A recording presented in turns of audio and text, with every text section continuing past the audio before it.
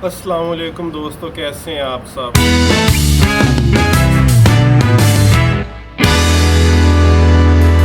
आज हम एक बहुत ही इम्पोर्टेंट टॉपिक पे बात करने लगे हैं और वो ये है कि बकरियों का हीट पे ना आना या बकरियों का रिपीट हो जाना।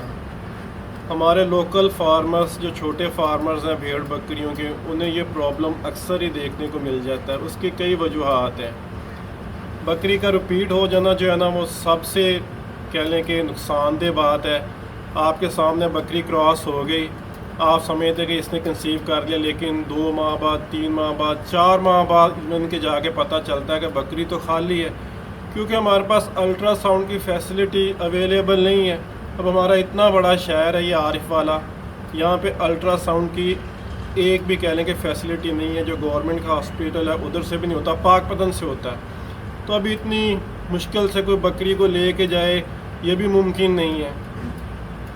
अगर बकरी रिपीट करना शुरू कर दे तो हम उसका फिर इलाज करते हैं, देसी इलाज करते हैं, और वो अगर फिर भी सही नहीं हो पाती तो अल्टीमेटली हम बकरी को सेल कर देते हैं। अब कितनी भी अच्छी हमारी बकरी हो, हमारी मजबूरी बन जाए तो उसे सेल करना। रिपीट होने की वजूहात उनमें से ये है कि यूट्रस में इन्फेक्शन हो जाना, क्योंकि बकरी जब बच्चा दे या तो बच्चा उसके अंदर डेड हो जाए, वो अबॉर्शन कर दे, या बच्चा देने के बाद बकरी की जो यूट्रस है उसकी सफाई अच्छी तरह ना हो, तो फिर ये बकरी को रिपीट होने वाला जो है ना प्रॉब्लम ये देखने को मिलता है हमें।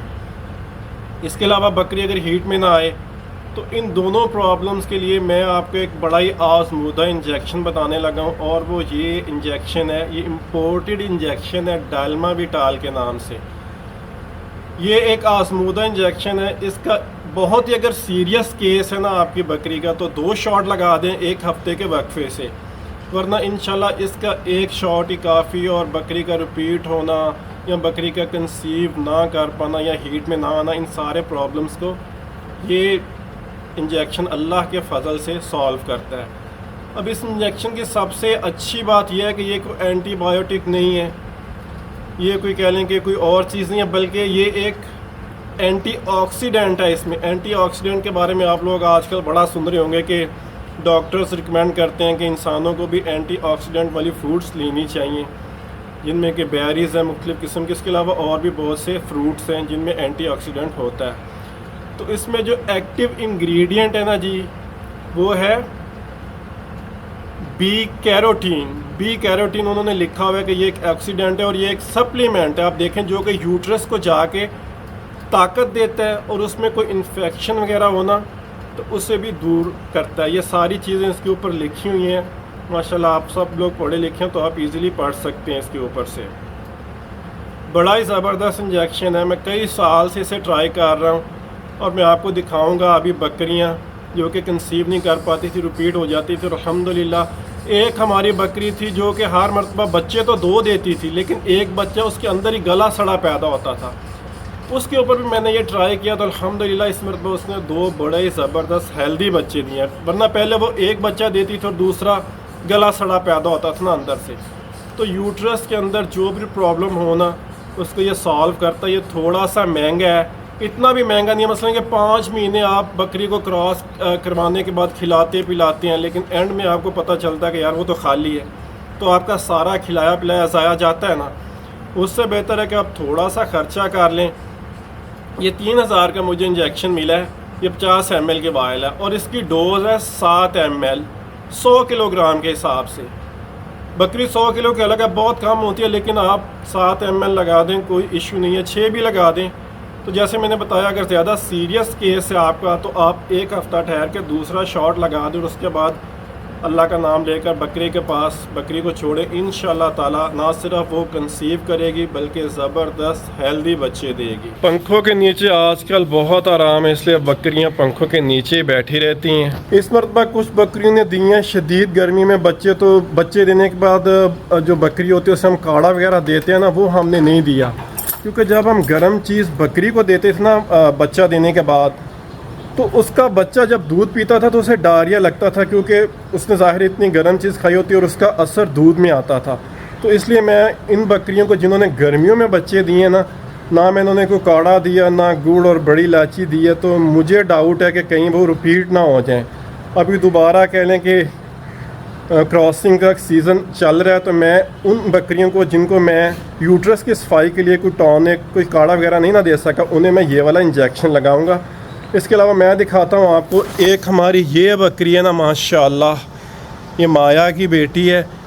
इसके साथ ट्रेजेडी हुई थी पहले साल ना, शदीद सर्दी में इसके अंदर बच्चे मम्मीफाइड हो गए ना। इसने कंसीव तो किया लेकिन बच्चे इसके अंदर गल सड़ गए और बड़ा ही प्रॉब्लम इसके साथ बन गया।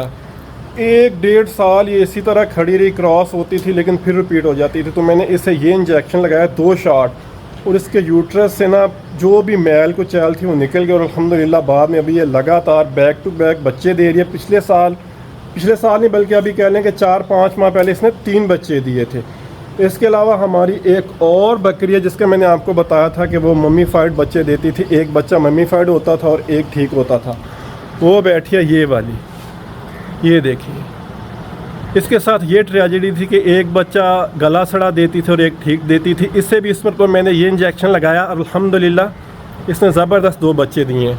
अभी एहतियाती तौर पर मैंने इससे भी इंजेक्शन लगा दिया है, और 2-3 और बकरी हैं, उन्हें अभी हम ये वाला इंजेक्शन लगाएंगे। तो ये देखें 7 ml मैंने इंजेक्शन भर लिया, और वो सामने हमारी बकरी लिली खड़ी है, उससे मैं लगाऊंगा। लास्ट वीडियो में आप देख सकते हैं उसने अभी 3 माह पहले बच्चे दिए। ये थोड़ी वीक भी है और मेरा ख्याल है कि ये प्रॉपर हीट में नहीं आ रही, और ये क्रॉस हो भी गई तो शायद ये रिपीट हो जाए। तो एहतियाती तौर पे इससे मैं ये वाला इंजेक्शन लगाऊंगा। 2 बकरियों को मैंने पहले ही लगा दी, इंशाल्लाह अल्लाह के फजल से वो इंशाल्लाह कंसीव कर देंगी, बहुत जल्द हीट में आएंगी वो। तो इससे ये वाला इंजेक्शन लगाते हैं। ये देखिए माशाल्लाह साथ इसकी पाट है लिली के, इसकी साथ पाट पीरियड इसका जो एक मेल था उससे हमने लैदा कर लिया। अभी इसकी पाट माशाल्लाह बहुत ज़बरदस्त है, दूध पी रही है, थोड़ा बहुत इसके नीचे होता है। अभी इससे ये इंजेक्शन लगाएंगे तो इंशाल्लाह ये कंसीव करेगी बहुत जल्द। इसके अलावा एक ये वाली हमारी बकरी है, इसने इस मरतबा एक ही पाट दी थी जो कि ये इसके साथ फिर रही है, ये गोल्डन एंड वाइट कलर वाली। इससे भी मैं ये वाला इंजेक्शन लगाने लगा हूँ ताकि ये भी हीट पे और क्रॉस हो, क्योंकि इसके पास एक ही बच्चा है, वो भी जंतर वगैरह खाता है तो दूध इसका कम ही पीता है ना। तो अभी इससे इंजेक्शन लगाऊंगा तो इंशाल्लाह ये भी हीट पे आएगी और दोबारा क्रॉस हो जाएगी अल्लाह ने चाहा तो। इससे भी मैंने काढ़े वगैरह नहीं दिए थे, तो अभी इससे इंजेक्शन ये लगाऊंगा मैं। चलें जी, अभी टेंशन ख़त्म हो गई इंशाल्लाह। अब अल्लाह के सपुर्द कर दिया, बकरा अंदर फिर रहा है, इंशाल्लाह ये ऑटोमेटिकली हीट में आएंगी। गंदम वगैरह ये टिका के खा रही हैं, क्योंकि इन्हें हम जंतर नहीं डाल रहे हैं, ये बेचारे घास फूस खा रही हैं, और शाम को ये मूंगी बड़े शौक से खाती हैं। तो माशाल्लाह अभी तो लिली मुझे हेल्दी लग रही है, पता नहीं क्या वजह है, शायद मूंगी की वजह से खा खा के मोटी ताज़ी हो रही है। बहरहाल अल्लाह का शुक्र है, अल्लाह की इतनी शदीद गर्मी पड़ रही है। 1-2 बंदे बाहर से भी देखने आए थे, उन्होंने कहा कि जी बॉडी स्कोर माशाल्लाह जानवरों का बहुत ही अच्छा अल्हम्दुलिल्लाह। इसके अलावा इस सेक्शन की आपको अपडेट देते हैं जी। इसमें जो फीमेल्स हैं ना, उनके कल हमने बनाए हैं खोर, और खोर बनाने में हो गई थोड़ी सी गलती। 1-2 पट्ठों का ना थोड़ा ज़ख्म बन गया था, जैसे कि ये लेबर है ना, इसके चाकू थोड़ा तेज़ चल गया था, लेकिन अल्हम्दुलिल्लाह अभी ये ठीक है। परली टांग आप देख सकते हैं हल्की सी ना नीचे नहीं लगा रही है। अल्लाह का शुक्र है, स्प्रे वगैरह इससे लगा दिया था, तो उम्मीद है इसका ज़ख्म ज़्यादा नहीं बढ़ेगा। अभी भी देखें ना टांग बेचारी किस तरह प्रॉपरली लगा नहीं रही है नीचे। खुर बनाते वक्त इसलिए ख़ास ख्याल रखना चाहिए कि इनके पाँव में ज़ख्म ना हो जाए। मैंने थोड़ी जल्दी की है तो 1-2 पट्ठों के ना थोड़ा ज़्यादा ही ज़ख्म हो गया। अल्लाह पाक खैर करे।